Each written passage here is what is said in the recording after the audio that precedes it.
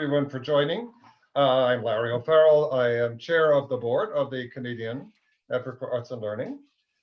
And to give you a little background, when all of this horror show struck, we were already working on a project funded by the, thank you very much to the Canada Council for the Arts, on digital strategy. And I know there are a number of those projects across the country, and ours was sort of 1 year old. We have been spending our time thinking about, how can we, we have a Campbell here. Sorry, Louise, I wasn't picking on your name when I said there are Francophone Campbell. Anyway, we were sort of thinking of how can we engage people in, an interest in working with digital technology to support their arts and learning programs. And then all of a sudden, boom, there is nothing except online, and or very little. I mean, there are some things. I don't want to categorically deny that. There are some wonderful things happening on small numbers in person. But so we find ourselves in the position of having an infrastructure in place and to do this kind of thing. So we shifted from having on-site hubs where we would go across the country, as we have done, and talk to people.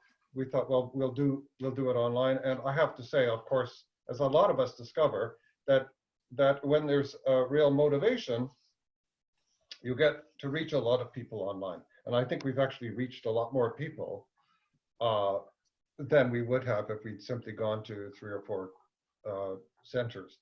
So what we want to do is help the sector in any way we can. We're trying to find out what the situation is and what it might look like in the future. And we've had some wonderful discussions so far. And this is our last of this series, but we think we might do another series in the future. So welcome aboard, everybody. Thank you very much for participating. I want to introduce our staff members. You've met Jennifer. So there's Caitlin Bois. Caitlin is our a database coordinator who does everything digital and builds the Canadian network, Canada's map of arts and learning, and make sure that everything works technologically for us. Nisa Sills is here. Hi, Nisa. Nisa is our researcher. She's we had an original series of these back in March when everyone was in absolute shell shock. And Nisa went through all of the commentary from that and wrote a report where she shows us what the main points were. And she'll do that again this time, and we'll use that for advocacy, and we'll use it to help guide what we try to do to help the sector as well. So that's enough introduction. I think just thank you very much, everyone, for participating. And back to Jennifer. Thank you, Larry.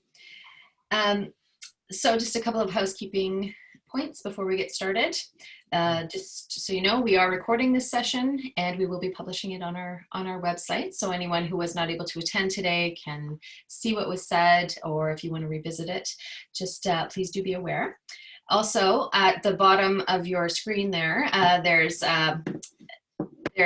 is participants button and also chat button. So if you want to enable both of those, the participants tab should come up likely on the right hand side, and at the bottom of that tab there's an option to raise hand, and that's as we get going in the conversation, you can raise your hand virtually. If you're having trouble with that, you can wave as well, and I will call on you. Also, the chat has been very useful. Yeah. Feel free to comment on there to everyone, or you can send a personal comment, and you can also post any links that you're referring to.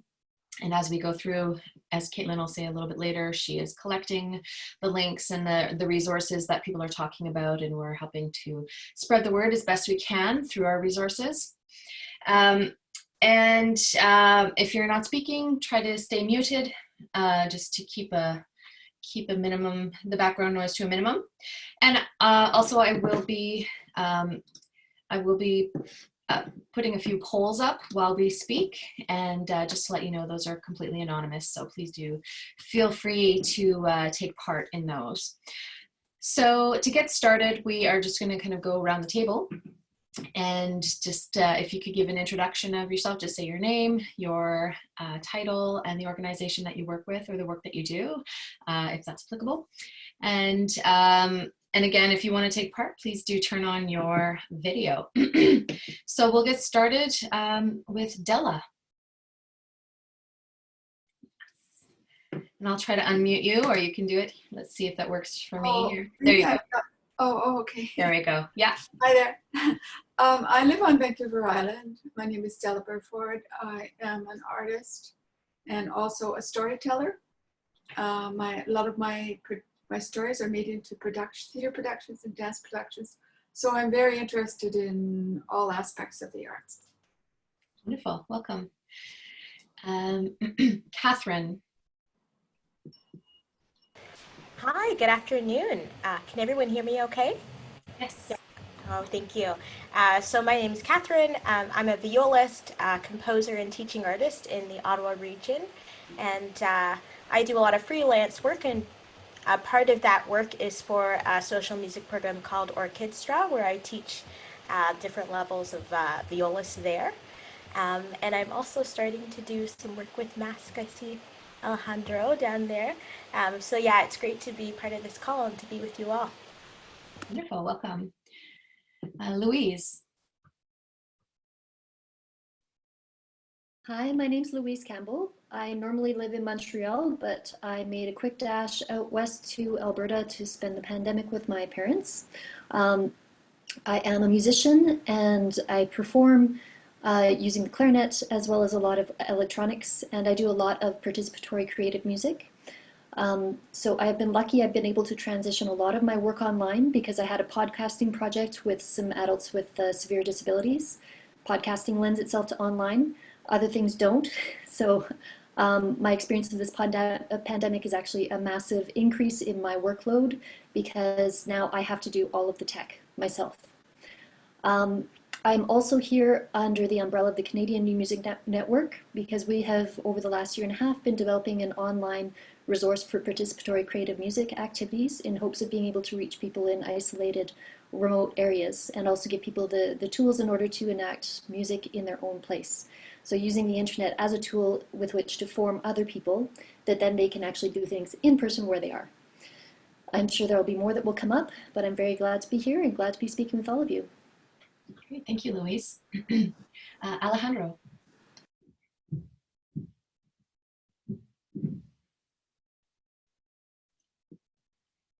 Hi everyone, my name is Alejandro. I work at MASC. I'm the English Program Director and Equity and Inclusion Officer. MASC is an arts ed organization that brings performances and workshops to schools and seniors and other communities. And right now we are developing our first online program, and this week we got the first booking, so it's developing really fast, but at the same time, you know, it brings a lot of challenges because we need to develop cancellation policies, guidelines, and a lot of stuff that was not developed before. So we're building this together. Wonderful. Thank you. Paddy. Hi, everybody. I'm Paddy Lamb. I'm the chairman and, president and national spokesperson for CARFAC National. I'm also a practicing visual artist, so I'm joining you from my studio in Edmonton. It's looking forward to hearing different experiences across the board. I would say that my experience has been, like some of the people already mentioned, it's been ramped up really, what with transitioning show exhibition and online, sort of trying to adapt policies to better support the changing landscape. And yeah, so lots of fun. Great, welcome. Pam. Hi, everyone. Can you hear me okay? Yes. Yeah, okay. I'm living in Saskatchewan at the moment. I am a potter and storyteller. I also teach grade 5. And so as a teacher, we've been through quite a few changes lately. And I'm also wanting to, I guess, hear and learn about ways that I can move my art online as well. And yeah, just here to see what we can learn. Wonderful, thanks. And Ruth. Hi, I'm Ruth. I work with Gateway Theatre. We're in the Lower Mainland of the Vancouver, Metro Vancouver area. And I offer education programs through Gateway Theatre. So they're theatre classes in musical theatre and acting, singing, and speech. And we've just finished our year at the end of April. I was on the last meeting, so some of you are familiar to me. And we were able to finish our classes through Zoom for the month of April. And now I'm poised to determine my programming for July. It's nice to be back in this conversation because for the last week or 10 days or so, I've been very much in the land of being in BC and phase 2 opening up and restrictions around what kind of in-person contact we have. There is some of that in-person opening up. And so I've been in this land of how do I offer programming in person again? And realizing that I actually may not be able to. And so I'm poised to sort of make that determination as to whether or not I offer our summer camps online or whether I try and offer groups of 6 programs. So it's nice to be back in this conversation. Great, thank you, Ruth. And I think that's everyone who has their camera on. If anyone else, we have a couple of non-video participants. Well, Jennifer, we were talking to Dominique earlier, but I didn't actually introduce him. So Dominique is our wonderful translator, and he has been so terrific in helping to guide these conversations when they're in French. And the rest of us are doing our best. But Dominique is the expert, and it does a wonderful job. So thank you. I want to make sure to mention Dominique. Thanks. Today will be much easier for me, I take it. I think so. Yes, great. Well, thank you everyone for coming. So we will just dive right in, and many of you have made some mention of the programming that you are doing currently or kind of the measures you've had to take. So how have you been faring through all of this physical distancing and now in some provinces with the measures to slowly reopen society? So how have you been doing in delivery of your programs?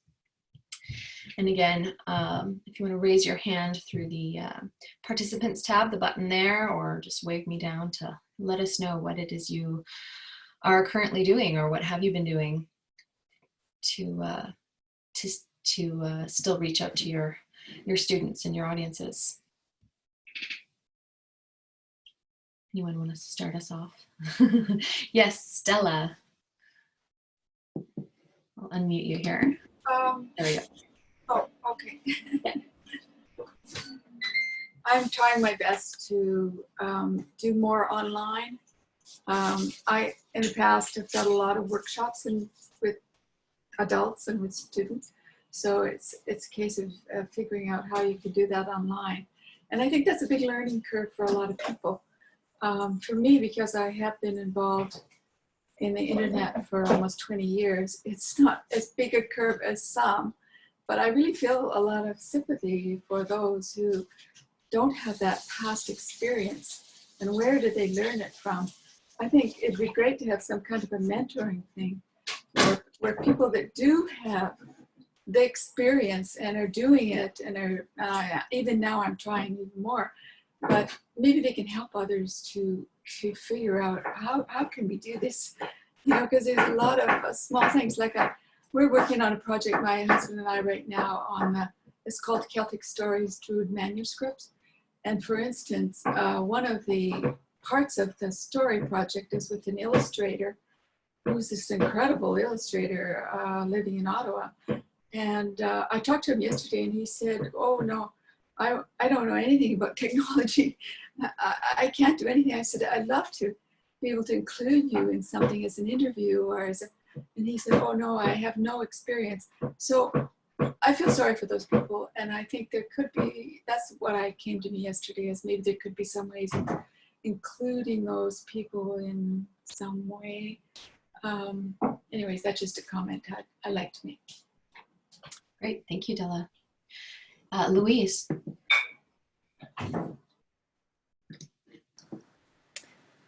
Yeah, so like many of you, I was in the midst of my high season when everything changed. And I had a variety of different programs that were going on, some of which were already had target captive audiences. I'm also quite preoccupied, Della, with the idea of how do we reach people who don't have the technological know-how. I've discovered that my tech skills are actually quite good, which surprises me a lot, and are rapidly getting better. But there are a lot of people who really don't. So probably the best example that I have is this project that I have with people with severe physical disabilities, because there are a lot of people who simply can't, they don't have the motor skills to be able to access the internet, or they have their own way of being able to access an internet with a personalized interface, or they're reliant on a family member or a caregiver in a long-term care unit in which they're locked in, and caregivers don't have time in order to be able to facilitate a Zoom call. So I have, yes, absolutely been using Zoom, but I've also been using every other form of technology and communication that I can possibly think of. And probably the best one is actually still a phone, and a very simple phone, just a phone call. So that I've been finding has been really important just for the personal connection. Also because it allows for a deeper conversation with one person rather than with, 20. And people really do appreciate that. So it's interesting to hear people say online can be used to reach more numbers of people. I've actually found that I've needed to find a way to connect with people personally, and that has meant using much simpler versions of technology that have been around for a long time. It's also facilitated other people participating. So like on my phone, I have a way to record voice. So if I want somebody to give me audio, it's much easier if I hit record on my phone than if they have to go about doing it.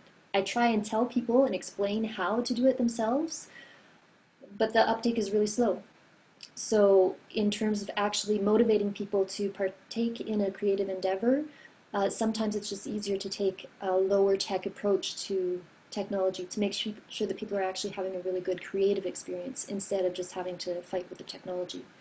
So I think my takeaway for the last month and a half to 2 months has been very much finding a way to make sure that the creativity is at the focus of what we're doing, and also trying to find a way to make sure that our sensorial experience of being here now in this room, not in the Zoom call, trying to prioritize that. So listening to the sounds that are around us, looking at what is surrounding each one of us, and sharing that as an experience.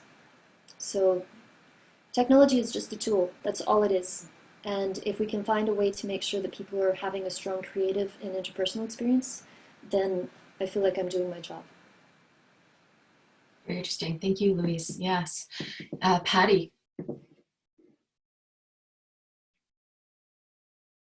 I sort of have, I guess, a personal side to this as well as a more national reaction in a way. I sort of found myself in the epicenter of what was going on, in that I opened an exhibition on March the 5th, a major solo exhibition, which then closed on the 12th. And I mean, it was a municipal gallery that I was dealing with who were very sympathetic. But what it meant essentially was that any kind of promotion or shifting to an online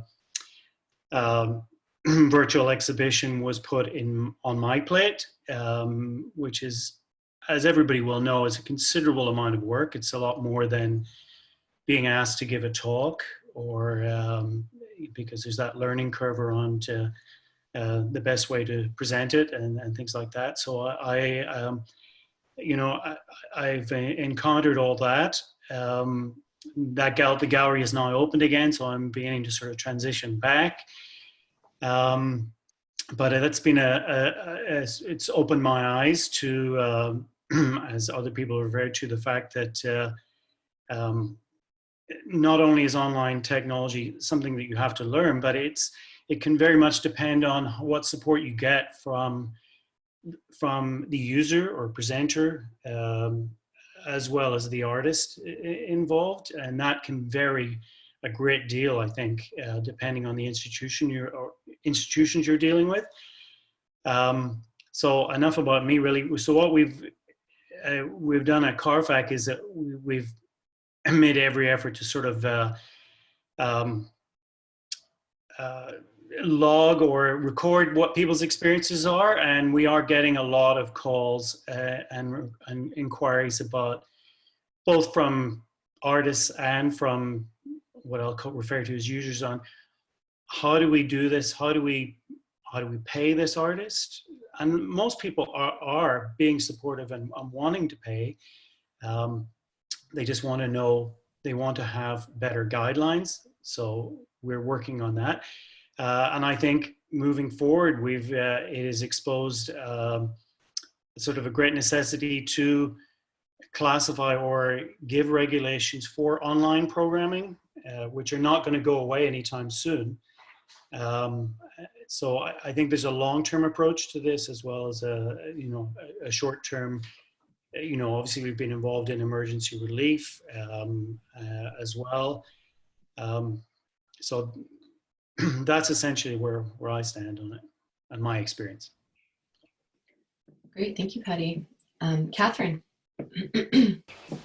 Yeah, thank you.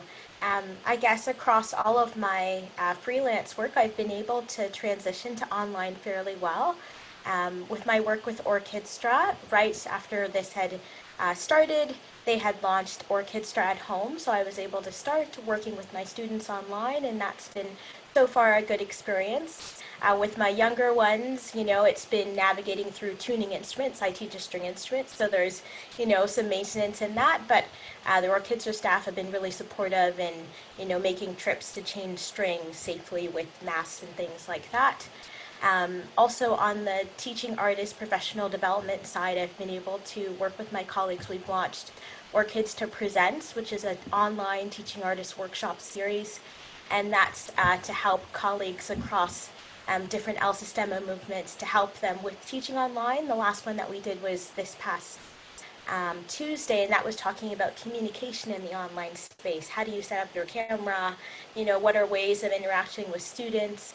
I was talking about different pedagogy, lesson plan systems at work in the online space, taking a more call and response to teaching instead of the mere imitation. So we've been doing some training like that, and that will continue. Also, I have some workshops that I'm newly starting to work with MASC, so I've been able to do some tests of those online as well. And as a composer, I had a piece that was premiered actually this afternoon online, so that was a new experience. So it's been great to see how we're all just kind of jumping into this space and doing what we can and exploring the possibilities. Thank you, Kathryn. That's really interesting that you say that you've had a great experience with music online, because so many people have said that it's very, very difficult to teach. Are you teaching just one-on-one private lessons, or has there been any kind of group class? Yeah. Mm-hmm. Yeah, so a bit of both. So a lot of it is one-on-one, but I also, with my younger students, sometimes I teach them 2 at a time. And with the group class, I mean, obviously we know with the internet there is a delay. Part of, I find, as the educator, the teacher, something that's really important is the gear that you use or the tech. So something that I did go out and get is I got, a Blue Yeti mic, and wanting to make sure that I was on a 5G network to help with the strengthening of connection.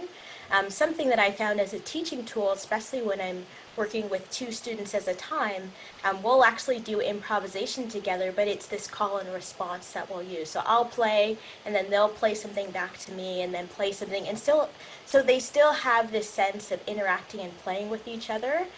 There's also ways of playing together at the same time, but eliminating the kind of rhythmic aspect, because the thing that's hard about instruments is that we can't actually play at the same time because of the delay. But if we go about creating music in different ways, more from an improvisational standpoint, I find that works quite well. So I think two big things with that are, the tech in terms of on the educator side, really making sure that you're set up well so that your students can hear you clearly. Obviously, it will vary on the student's end. And then using different creative systems of interacting with students. Wow, thanks very much, Kathryn. That's very interesting. Dominique. Yes, hi. I'll be brief. I just wanted to interject, not as the translator, obviously, today, but I also have a teaching practice where I teach French through the study of songs. And I had mentioned that in a previous meeting, but I just wanted to echo something that Louise mentioned a few minutes ago, which is that indeed sometimes, I mean, for example, Kathryn was mentioning that it's good to be set up in the best possible way, the most sophisticated way possible to achieve what you want to achieve. But what I found with my particular class is that it used to be a real classroom type of setting. And instead of doing it through Zoom now, we decided to experiment with a correspondence course, which basically shifted the focus of the course from verbal interaction to,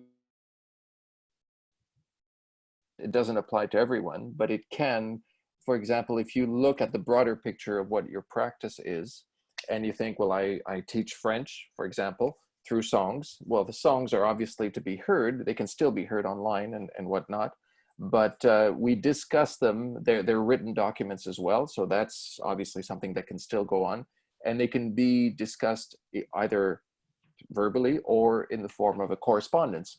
And that allowed me to discover a lot of aspects of the needs of my students, which I wasn't fully aware of prior to that. So that led me to consider post-pandemic that I will increase the written component of my class as a result of having been forced to do it now. So that's my little 2 cents worth. Great, thanks, Dom. Alejandro.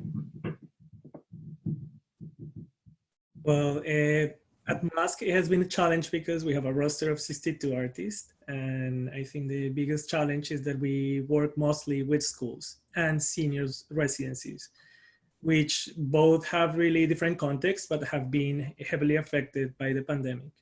So what we decided, first of all, cancel all the events, and we pay 50% to all the artists, because I think also supporting the artists is one of the priorities at the moment, and how we can, support people in the industry and the sector. And then we have been focusing in professional development as well, because, all the MASC artists, they are professional and they are awesome at what they do. We have 5 disciplines, visual arts, music, dance, media arts, and drama. But then one thing is when you're developing and facilitating a workshop or performance in person, and then it's so different when you need to do the same sitting in front of your camera and computer. And it is not always the same. And especially, I will agree with some of you that in music, there is a big challenge. One of the biggest challenges is that in Ontario, schools work mostly with Google Meet. And the biggest challenge is that you can't change the settings for audio. So for example, in Zoom, when you're in Zoom, you can turn off all the filters and then you will get really clear sound as it's sounding in your house. But then on Google Meet, it starts mixing, and then if someone is singing, then the guitar is gonna go lower, and there is no way to control that. So that has been one of the biggest challenges, because for the schools, Zoom has a lot of problems of privacy and security, and we are working mostly with students that are underage. So there is a big responsibility there. And then we need to find, that balance between protecting privacy and security, and at the same time, facilitating quality and high quality programs. The other problem is accessibility, because for the schools also it's really important that all the students have access to computers and access to internet, and that creates problems of accessibility, because if we offer something and then some of the students can access that, then the school will say, well, if there's a problem with accessibility, then for us, the priority will be to provide computers and provide hotspots rather than paying for bookings and having art activities. So that's one of the biggest challenge that we are feeling here in the city of Ottawa, but I think it's getting resolved. I think the first 2 months, the schools were working on covering those gaps. And now that they're mostly 90% covered, now we're starting to see the first bookings. And then the other thing that we're doing is also offering free trials. Because I think it's something about behavior, like we are changing society, our behavior is changing, the way we embrace, relate with other and engage with other. So I think people need to try first, and there is a fear of like, oh, this is not as good as being in person, which may be true, but this is better than nothing, because if we can't have in person, at least we can try this. So I think the free trials are helping to change those dynamics and getting like more impulse to the programs. Yeah, I think those are like the main points that I wanted to talk. Great. Thank you, Alejandro. Thanks, everyone. It's actually a two-part question. So the second part of this question is, how have you been faring in maintaining your personal well-being? And, it could be your personal well-being or the well-being of your team or your students, or, any kind of measures you've been taking to kind of, to keep that in mind. Any kind of efforts that you're doing as a group or alone. Yes, Stella. This particular question has a lot of meaning for me, because I think personally it's what do you do when you go through a crisis? A lot of people are going through crises right now. It might be minor for some people, it might be major for others, but whether they are actually involved in having COVID-19 themselves, or have a family member that has it, or they hear about it, it's a certain kind of stress involved in crop. So I think the well-being, like for myself, at first I felt almost numb, kind of like I couldn't do anything. I was just like, and then I realized, okay, let's just get this together now. And started to dive in a bit. And I think that's kind of nice to see people diving in, and all of these people that are here, I have said that they're doing this, doing that. That really makes me feel very encouraged. But in my own personal experience, because this is a personal, topic you've asked, I've gone through a number of crises because I've had cancer twice. And in having cancer, I had to think about, okay, what can I do to make myself feel better? How can I be better, just feel better and survive this, actually?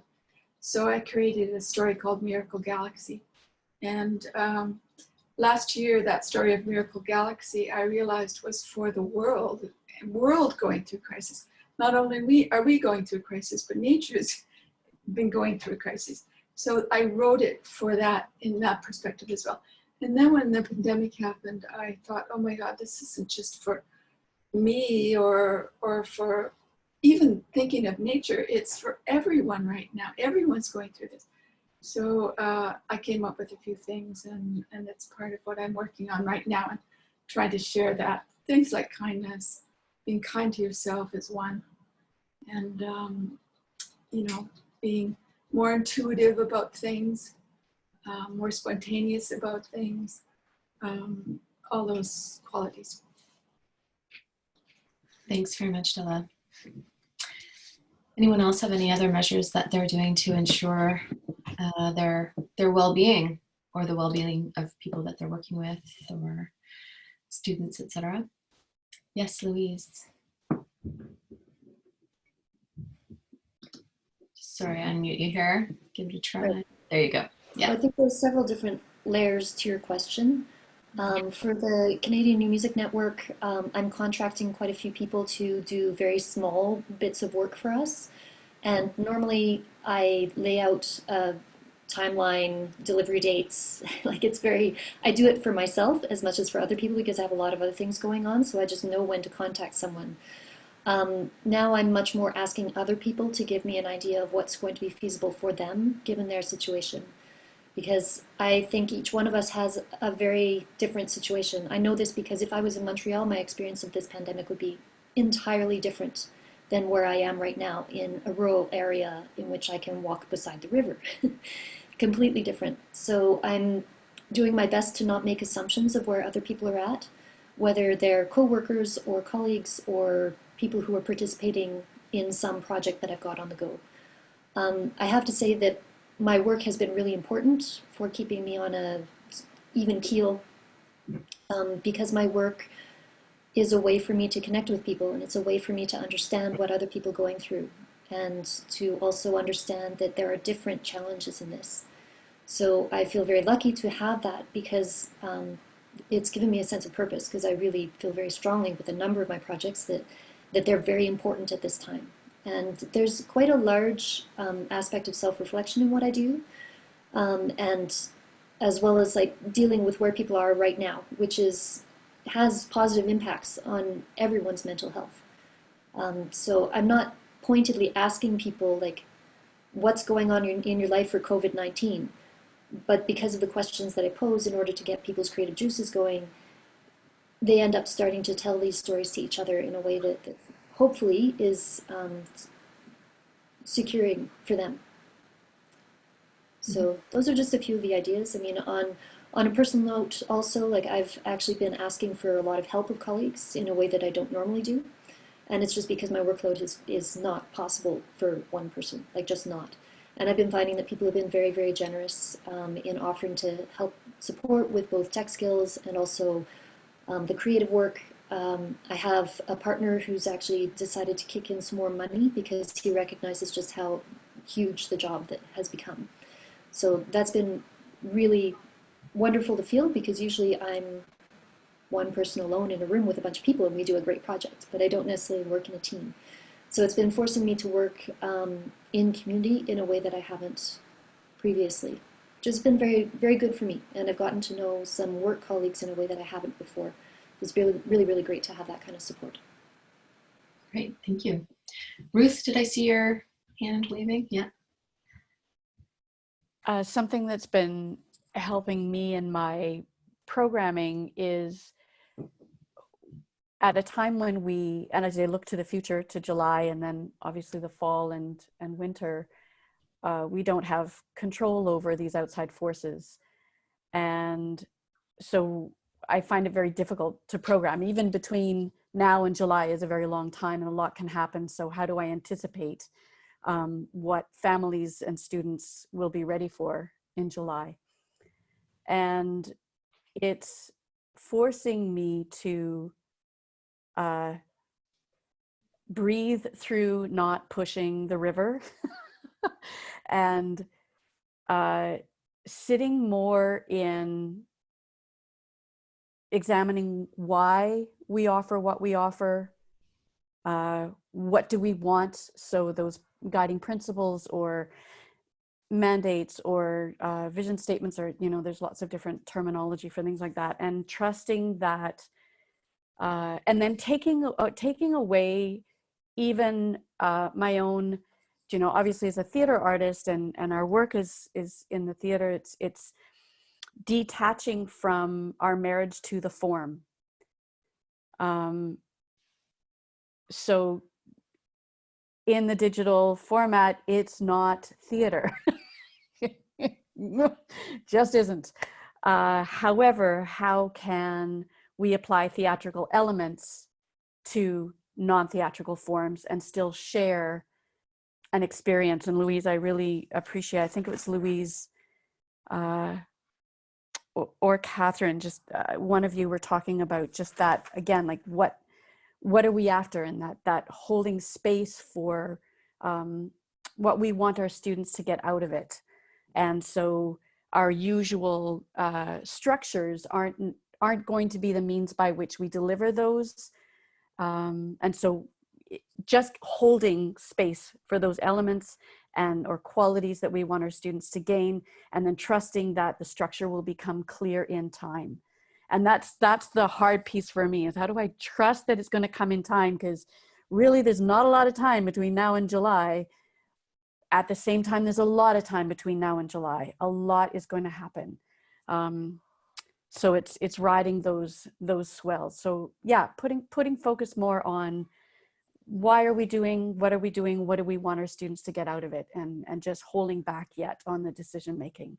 And I offer that as an answer to your question, Jennifer, because it provides a mental health to me and my work at a time when we're so result, oriented. We offer this and people come and take it and we do it. Yeah. And that's not the place that we're in as programmers right now, or at least that I'm not in as a programmer right now. Right. Thank you, Ruth. Thank you. Kathryn. Yeah, thank you. Ruth, I love your comments about holding space. I find in my teaching practice, that's a core that I'm having to do right now. And it's so interesting that, we're all, I think to some extent, grieving on some level and at every age and stage. And along with the organizations that I work for, I also teach privately. And usually, when I'm wrapping up with my students, I'll ask them, do you have any questions about practicing? And then a 5-year-old student of mine, he says, I have a question. He says, do you know when COVID's going to be over? And it was just one of those things. It's like, they feel it at that age, missing their friends and knowing the things that they can't do and not being able to go to school. And so I find a lot that I need to do in my teaching practice right now is making sure that I verbally check in with my students, but also just being able to hold space for them for however they're coming in, to the lesson. So I feel like this kind of holding space, leading with empathy, I find like really reminding myself, like, what is it for my students to be signing on to their Chromebook that may not have the best connection and they're trying to, so I'm always trying to remind myself of what their experience is, and also to share my own vulnerabilities with them too. Sometimes I'll be trying to give them an example. I'm like, I'm not sure how to do this. Maybe I'll try turning the camera this way, and to know that for them to see that I'm actually learning along with them. So I find this holding space, leading with empathy, and really like being able to have my students see my vulnerability as well. And I think for myself, just trying to recognize, that this is a time of grieving, to give kind of less expectation for myself to go, and to know that sometimes it's okay to just sit and breathe. And so I think that's something that I'm trying to keep in mind in terms of preserving my own mental health. Thanks very much, Kathryn. Pam. Yeah, I've got a lot of things floating through my mind right now with everyone talking, but as a teacher, I found that you really have to be where the family is at, and sometimes it's hard to know where that is if they're not forthcoming. But I did phone calls, emails. I've got we're not allowed to do Zoom, but I do meetings through Microsoft Teams, and I have a private group page on Facebook, because some of the parents are just immediately okay with going there, and some aren't. So it's like I have a whole way of putting lots of ways of putting stuff out there, and trying to connect. It's very messy, but it's also trying to meet people where they're at, and it's extremely stressful time for families right now. We're in a rural area where internet's not great, and there's just obstacles, I guess, that we have to overcome to connect with people, and also my own limited. There was a sudden learning curve for me, technology-wise. We were just laughing at with some of the kids this morning on a meeting where they're probably better at it than I am at 10 years old, right? So they're researching on the side while they're talking to me and watching a movie or whatever, right? And they're quite amazing and resilient. I think that the social aspect is huge for them, and I'm trying to make things fun. And I think also creativity heals. And so as much as I can get that across to them, to find ways for them to use their creativity in their learning right now, it's just, I think, very healing for them. We're trying to connect socially as well, as much as possible. But yeah, it's difficult times. For me personally, my pottery, I just was before a show and it all got canceled, and I feel I wasn't quite sure where I was going to go with that. But what I did find is a lot more time in my studio really helped me. It helped me focus. It helped me in my own mental health. I got very much more detailed, and it just helped me a lot, just stopping and not thinking about any shows and just going into my own art. For storytelling, we have a way of meeting on Zoom, of course, for our local storytelling circle. As far as getting it out there further into the public, we usually do a couple of shows a year, and that's something that I guess we'll have to talk about and try and brainstorm about, is how we can reach out to our audience in a new way. So I don't know if any of what I've just said helps anybody, but it's just for me, it's a whole lot of ideas going in the head, trying to sort them all out and figure out how to proceed further. That's great. Thank you very much, Pam. Well, I'm going to send it over to Larry now for the question 2. Okay, I have a fun question to ask. I'm going to ask you all to get out your crystal balls, because, okay, so let's imagine, and I don't know if it's in 1 year or 2 years or whatever, at some point some kind of a vaccine arrives, and we can go back to hugging everybody that we ever see or whatever. Okay, so what you've been doing now, or what you've been learning, whatever technology or lack of technology you've been using, what's that? How much of that are you going to hold on to later? Have you, in other words, I'm asking, have you changed your perspective? Is there something that you're going to want to keep? Are you going to say, oh, thank goodness, I don't have to do anything more online. I can just meet my students or groups. And, oh, there we are. We can have an audience and everything's back to normal. But what about what you've been doing? Is this kind of like just placeholding, or is there some learning? Is there some changing of minds? Let me know what will arts education, arts and learning look like, at least in your field, after, not in September, because we know that's going to be, but after. Yes, Stella. I think looking at the crystal ball is a good thing, because you have to look into a little bit of the future, what's going to happen. I was thinking about that just this morning. I was thinking, this could end quickly, like quicker than we think. Quicker, I mean, let's say in September or December or November, whatever. So then what? And for me, I think this time of transition, when people are going through this, will impact the way we do a lot of things.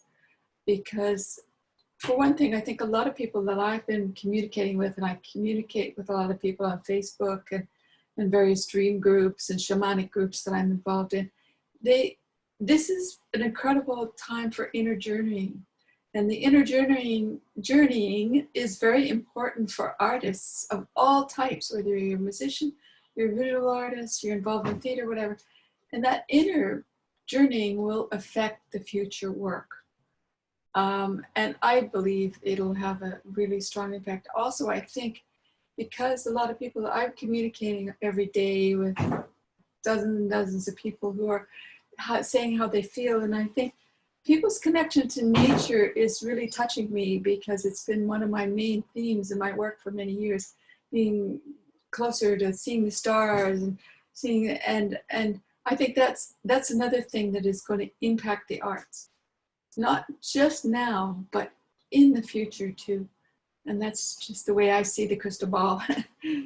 So, yeah. Great, thank you, Della. Thank you for the question.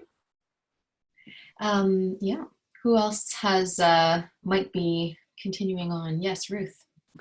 I don't have an answer for this, but a discovery that I've made is that there's some students who function far better on a virtual platform than they do in person. People who are living on the autism spectrum in particular. And so I'm curious if there might be some use in bringing in some of the virtual experience to some of the classes for those students, to just support them in their level of comfort in expressing themselves. Great, thank you. Kathryn. Oh, Paddy, did you want to go before me? I think you're, or should I go? Okay. Yeah, I agree with that, Ruth. I find that with some of my students that they're actually coming out of their shell more in the online space, and they're actually doing quite well. I mean, there's something magical that happens when we get together and we experience art collectively. So my hope is that one day we can get back to that point, because I feel like there is just something, it's irreplaceable, but at the same time, I hope the thing that we can keep is this sense of slowing down and intimacy in experiencing the arts. I find something that has changed in my practice is that when I teach, I find we have to go with smaller chunks, we have to go slower, and we have to go step by step, just because the internet and the connection, we just need that for things to work. But I find actually that it helps my students to grasp concepts a lot quicker, even though we might be not covering as much material. So I hope that that stays.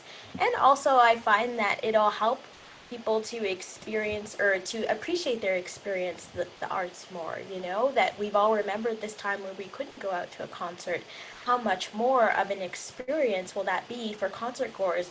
But I also think that as artists and musicians and presenters, that will kind of call us to a new type of creating of events as well, and learning experiences for participants.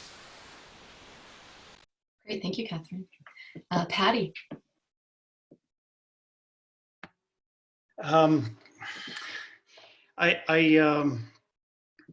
think one thing it's made me think is that I'm very conscious of is the how is visual arts, and as a visual artist, obviously that's my area of speciality. Is how is it going to emerge from this, and is it going to address any of the problems that I think were really inherent before this started, that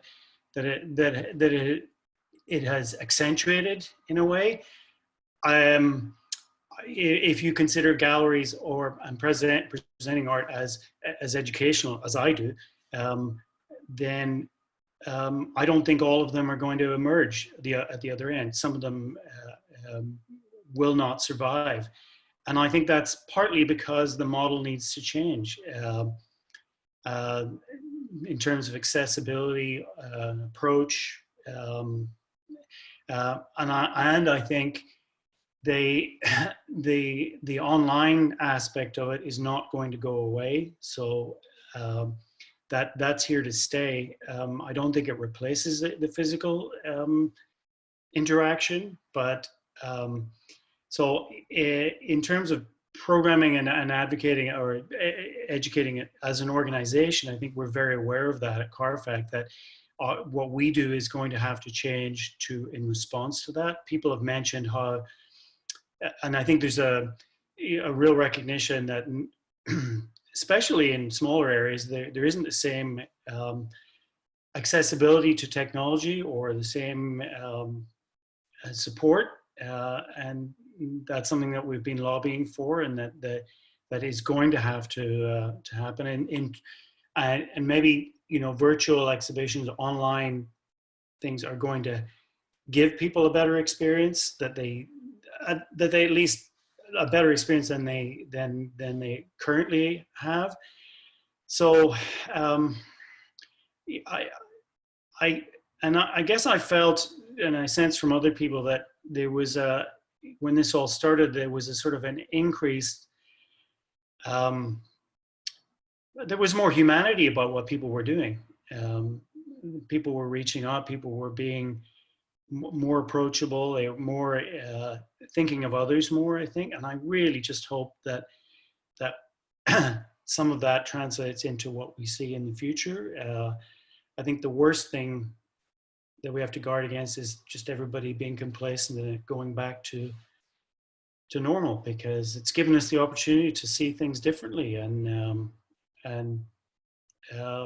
that's, you know, that clarity is something we should hold on to. Yeah, absolutely. Thank you, Paddy. Louise. Yeah, I second everything that Paddy just said. I really hope that we don't just go back to the way that everything was, because I think that there have been some really important things for people to consider. The impact of one individual's actions, what that has on other people and on society as a whole. There are certain things that I certainly hope we don't have to exist entirely online. I am not one of those people who can research technology and answer a survey and watch a movie and actually focus on a discussion at the same time. I find that very difficult. And I don't think it's a generational thing. I think it's just a mind, embodiment, personality thing.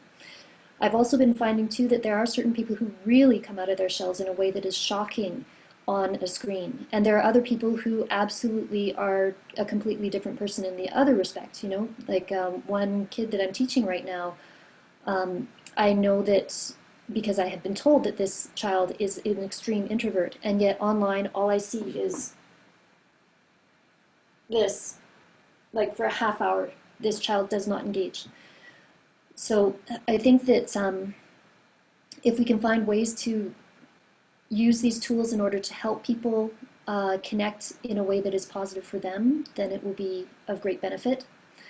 I think the other thing that has become really clear to me as a musician is that we have musicians who are wonderful, amazing acoustic musicians, and we have musicians who are wonderful, amazing digital musicians.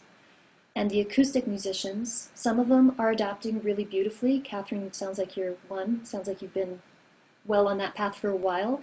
But there are going to be a whole huge bunch of musicians who are not able to adapt. And I think a lot of music educators are in that boat. And I've been hearing of an enormous number of initiatives that are being taken by music teachers that are just not going to capture kids' interests online, period. Like, I've heard them and it's like, really, you're doing that with a 9-year-old? That sounds like something that might be kind of cool for a 5-year-old. But there are a lot of people who just don't have the tech skills. So I think that hopefully one thing that we can continue to do is help each other out. I've been seeing a lot of, you know, knowledge exchange, a lot of trying to figure things out with people. If we can continue doing that, then we'll be able to help bring those people who are the wonderful musicians, who are just plain old acoustic musicians. It's a great thing. We've had that for eons, ever since we started making music. We can find a way to give these people a hand in order to bring them into the medium that we have available to us now. Then I think that that would be a wonderful thing to have happen in a couple of years. And I really hope that I get to play music with other people in person. Yes, absolutely. Kathryn. Yeah, thank you so much for that, Louise. I think that there is something to be said that in terms of how fast the transition happened, that it really was a steep learning curve for all of us. I think for myself as a classically trained musician, but in the past couple of years, I'm also a loop pedal artist, so I plug my classical viola into a loop pedal, and then I turned myself into a string orchestra. So I had already been working with technology for a few years. So I think in terms of putting that online, it was an easier step. And it'll be interesting to see how the fall unfolds, because I think we really don't know what's going to happen, but at the same time, if the summer period can be a time of learning and more education for people, perhaps that will help them to be a little bit more comfortable in the online space, even if it's half online and half in person. I think that hopefully this summer will give some people a time to catch up, because it happened quite fast in terms of kind of the requirement for us to either stop your programming, or if you wanted to continue to be online. So I think it'll be interesting to see what the summer holds for us. Yeah, absolutely. Yes, Pam. Yeah, I think that in the fall, some of the things that I'm hearing, and nothing's really decided yet, but possibly running at half speed, having sort of half the students in and one day and half the next, possibly having high school students be a little more distant in their learning away from school, and so that in our little town, the elementary school can spread out then into both schools. But it looks like it won't be back to normal.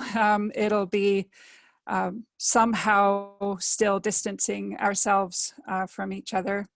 And so I guess my programming is so, I like to build community so much, and it's going to be very, very hard for me to not sit in a circle with the kids and share and all that stuff. I'm going to have to find ways that kids can be part of a community without necessarily being close to each other. Maybe before the snow hits, we can just get outside and do a ton of stuff. That's another option for theater and all, and creativity, is just to have some space between us, but feel connected at the same time. Yes, thanks, Pam. Yes, Larry, did you want to go to the second part of that question? Yeah, well, okay, and I just wanted to say thank you. This is absolutely wonderful conversation so far. And I don't, it might be, I was thinking before I go into, yeah, and we're going to end this within half an hour. So we won't go on forever and ever and ever.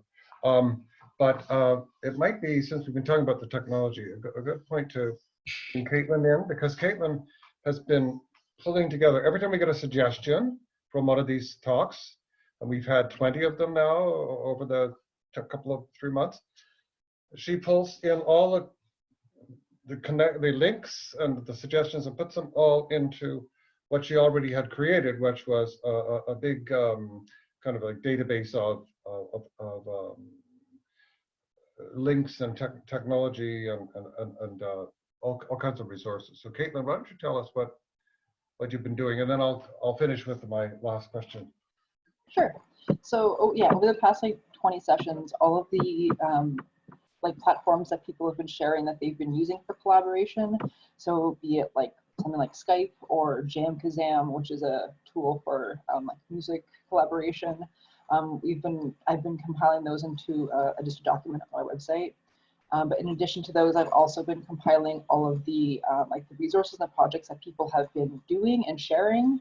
So if it's like YouTube video series where they're doing little lessons, or if it's things like theater at home, just for kids to watch and participate with, it's also included in that document under different headings.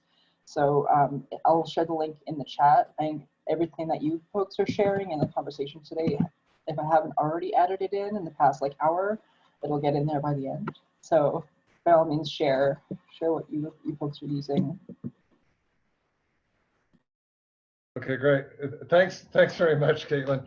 And also, of course, Nisa includes all of these ideas and links in her reports as well.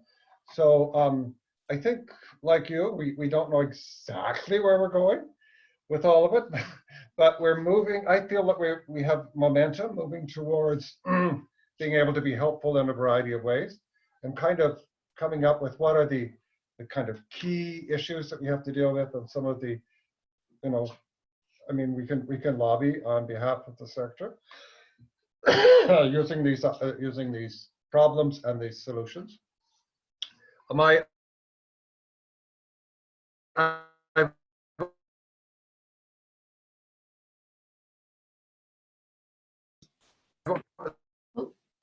Larry, you're a little frozen. The second part of my question has to do with thank you. Backed up, sorry. We've been talking about the technology that you might retain or whatever, but do you think things will be different in your on-site teaching? In other words, supposing we do go back to normal, and when you meet with your group of people that you always meet with, will there be differences in that on-site work based on this? Yeah. Yes, Louise. I think it's going to be a huge adaptation to go back on site. And that's in part because my social circle is so restricted right now. I can count on my two hands, actually maybe even one hand, the number of people that I see right now. And it's going to be a shock when I go back into an elementary school because they're loud, you know? Elementary schools are really loud. And at the moment, you know, like if I were to stop talking, I would hear the birds in the river and, you know, a couple of murmuring voices. And I think that like that level of noise and that level of interaction is something that I love about working in an elementary school, but damn, it's going to be hard to actually go back to that. And it's just an adaptation, you know, it's just because it will, you know, we went from this to smack over here 2 months ago, and now we're going to go, ooh, oh. Except that's not going to happen. We're not going to go back to normal. I am planning on having 100% of my activities doable online for the entire next year. And if I have the luck and the good fortune of being able to be in person, then it's going to be so much easier. Because it's so much easier to transition from online to in person. It's much harder to do what we have just done and go on to online. But that is my way forward, because I don't want to have to make that transition again. You know, I'm planning all of my projects in order to be doable as we are right now. And then if we can be together, then we can, and that's wonderful.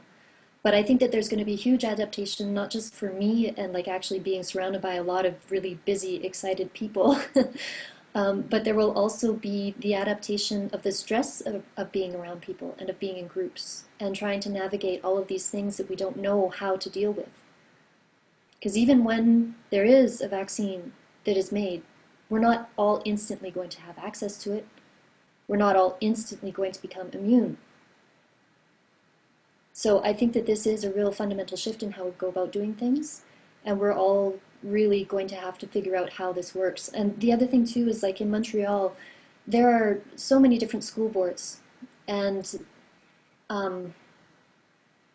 from what I am hearing from my friends and colleagues and all of my teacher friends, is that every school is taking a different approach of understanding and implementing the hygiene recommendations in their school. So I'm really going to have to make sure that I know really well how I need to behave in order to be a guest, in order to be a good guest. And in addition, I worked with a lot of vulnerable and precarious people in precarious positions, like either, you know, health vulnerable or financially precarious positions. I'm probably not going to be having a, you know, busting out social life because I don't want to be a carrier. I don't want to be the source of an outbreak in any of my situations that I go into. So I'm actually looking at really reducing my personal social interactions and also my professional social interactions for quite a long time.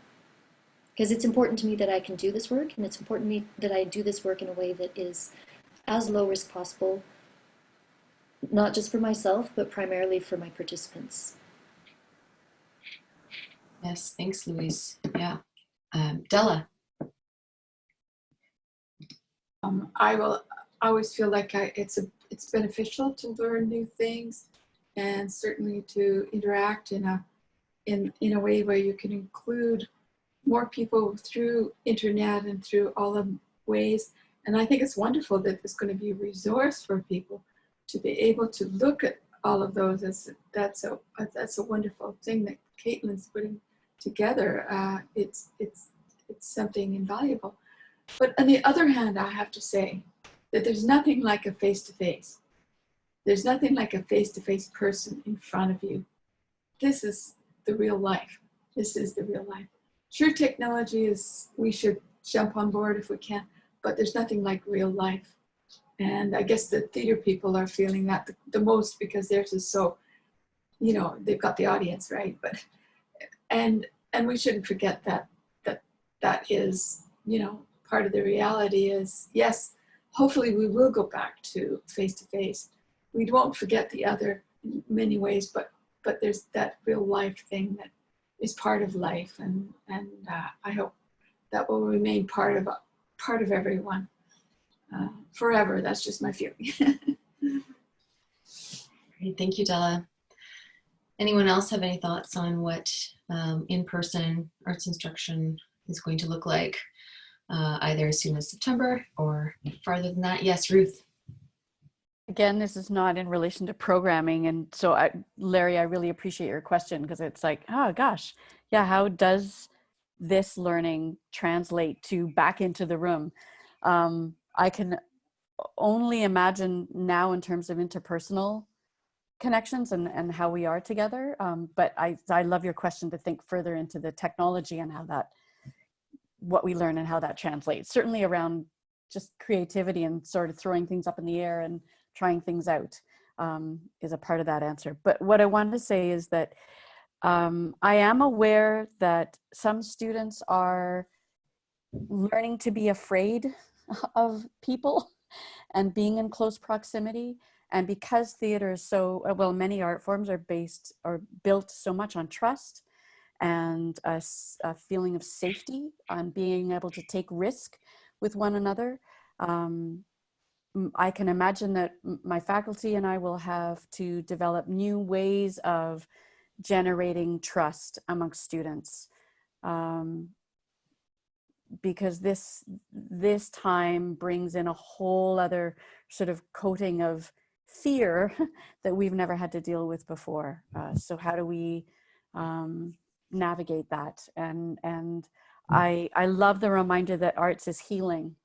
And I want to plug that into my brain and potentially plug that into the messaging to parents and students that we have the ability to heal if there's fears from this time left over that are residual, bringing into our times, future times in person, that take this step to engage creatively to potentially heal those fears that we might have. Perfect, thank you, Ruth. Anyone else have any thoughts on the future, either with the digital or in person? What you see as measures you might have to take, or other issues that may arise? Yes, Kathryn. Yeah, I find in relation to teaching, I think that my students online have had to become more independent quite quickly, particularly when you think about simple things like tuning of the instrument. And I find that the way that I teach, I mean, when we're back in person, I think that I'll always kind of want to be able to, use my hands in terms of gestures, but in terms of teaching, I think that my verbal, the kind of audio teaching is going to need to be a lot stronger. And we'll see more independence from the students themselves, which in some ways is actually kind of exciting, because I think I found my students being able to learn how to do things on their own that I would have helped them with, that they thought, oh, I can tune my instrument. And we've just kind of had to do it out of necessity, and so I think that there are some growths that I think we'll continue to find, but because we don't know, there's so many different factors about even if there is a vaccine, when it'll be available, when will immunity happen. I think that, this season of distancing will still in some way make its way into the learning process, keep in the learning process as we go forward. So. Mm-hmm. Yeah, absolutely. Any other comments, any kind of closing comments, or on something someone has said you want to comment, or have anything else, any questions for anybody? Good. Well, I would like to thank everyone. Oh, yes, Ruth. I do have a question if people are able to answer it all, but I'm really, Louise, I admire your commitment to just planning to do 100% online. I think that's, I'm taking that in. I'm curious because I've I've heard from some parents that they don't want any online experience at all. And then I've heard some parents say they don't want to be in person at all. So I'm dealing with both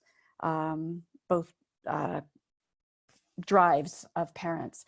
And so I'm curious about how others are messaging then to promote your programming. Because if and Louise, you're committing 100% online. So what happens? Do you stand to potentially lose the parents who don't want their kids to have any online experience? Yeah. I think it's more the content, I guess. I'm planning on doing content that is 100% doable online. But I also know that it's 100% doable in person. So rather than plan things that are not possible online, I'm just planning everything that is absolutely possible online. And also, like when I'm using, when I'm teaching online, I've been doing a lot of listening exercises. And it's really quite phenomenal. Like it's a really simple thing. You know, I'll just ask people, I'm going to say, okay, we're going to sit here with our eyes closed for a minute. All you need to do is listen. And then at the end of that minute, you're going to open up your eyes. And then you're going to have 3 minutes when you can listen and you can write or draw whatever you're hearing. That's something I've done in elementary schools. It's incredibly grounding and centering, especially in the really loud ones. But it's also a really lovely thing to do online because it disengages.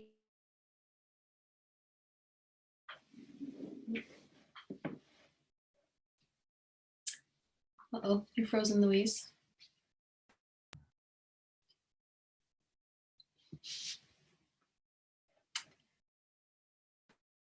Oh dear, I hope we may have lost Louise. I think we got the essence of what she was saying, perhaps. And oh, she's back. Help center people in the place that they're at. So, like that's just one example of something that you can do.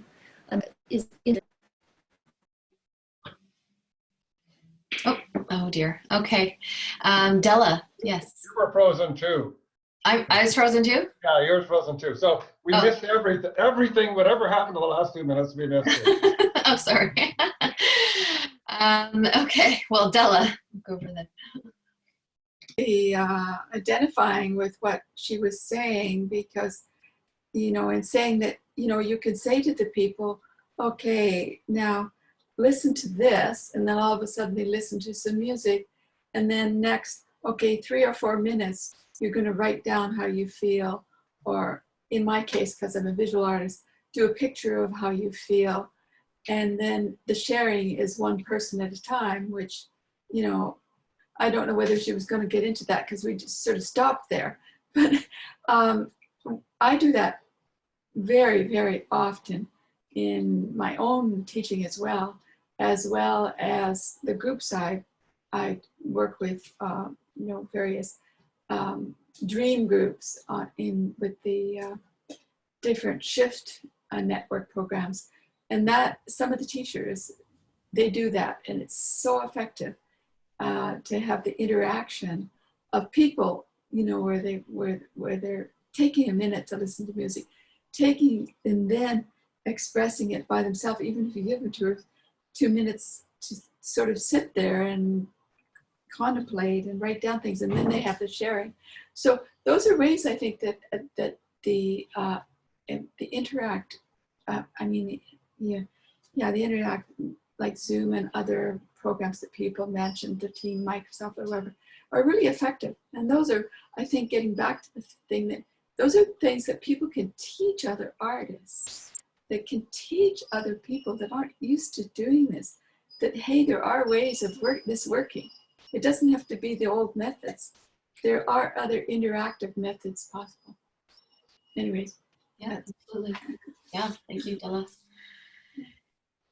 We're glad you're back. Louise, did you want to kind of finish up your comment there? It's hard to know where you were in that, but yeah, did it like hang up as soon as I said it's you know, it stops this? No, we missed that part. Oh. I think. What was the last thing that you heard? You were referring to having people listen and then Right. reflect, and yeah, I think, and then it was a little garbled after that. Yeah. Okay, yeah. So I just wanted to clarify that, like, I'm not planning things that are only possible online. It's that I'm planning on doing things that are 100% doable online, and then doing those things in person.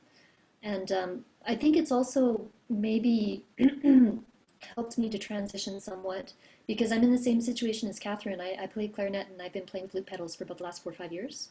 And so I've been in a really great, lucky position to be kind of bridging those two worlds of purely acoustic and electronic.